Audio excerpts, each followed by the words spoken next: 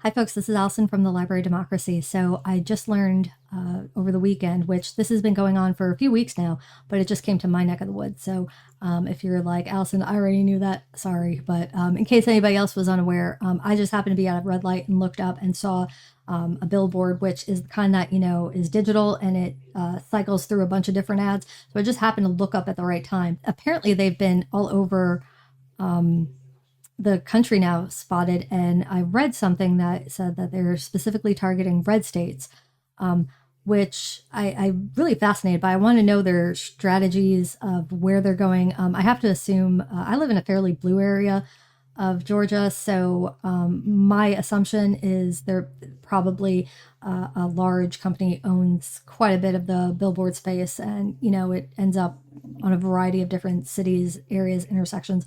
But this was a really good intersection because a lot of people will pass that sign.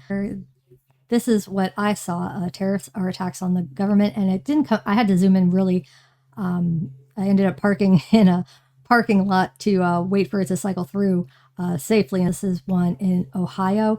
BuzzFeed, and I'll put the link to this article, has some really interesting information about the Canadian backlash towards Trump's threats of making it become the 51st state, which that's a whole other video. But we also have one in Florida that are popping up, worded just a little differently.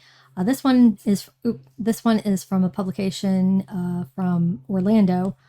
So if you were not aware that this was happening, maybe you just don't live in a state that they're targeting. Just wanted to let you know that I think it's kind of brilliant, going straight to the people in some way. I'm also very curious to see if it's working, if it's changing public opinion, or if is it just kind of like, yeah, we know, type thing, or is it are people finding it offensive, or people find everything offensive these days. So anyway, like, comment, share, subscribe. Let me know if you're seeing any in your area, and I will see you in the next video. Bye.